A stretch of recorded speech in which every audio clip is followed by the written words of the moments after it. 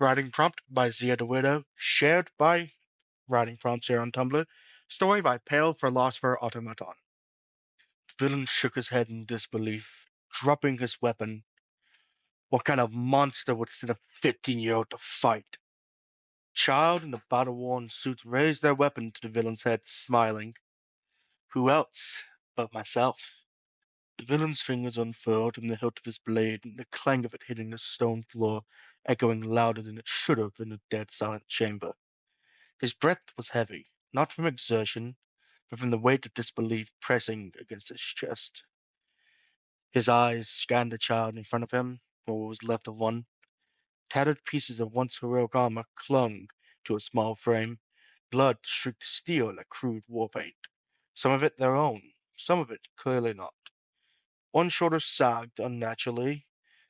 Torn cape, now nothing more than a frayed red ribbon, fluttered behind them in the cold wind, slithering through the shattered walls of the citadel. He murmured, almost to himself, "You're 15." The child's smile was thin, cruel in its confidence.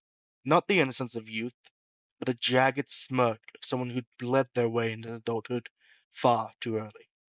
Their voice didn't tremble, didn't falter, struck like a dagger between ribs. Who else but myself? The villain blinked. A flash of recognition flickered behind his eyes. Not fear, but something colder, understanding, and maybe, just maybe, regret. He whispered, "They made you believe that. You think this war is yours. You think you chose it." The child pressed the muzzle of the weapon against his forehead. "I did choose it. Every death, every betrayal, every lie, I carved it into my own skin. I made it mine. You think I was sent? No, I invited myself." For the first time, the villain saw it, the void, behind those eyes. Not brokenness, not manipulation. Will. Will, forged from flame and abandonment. Will, sharpened by loss and fed by revenge. To the line between hero and monster blurred like blood on snow.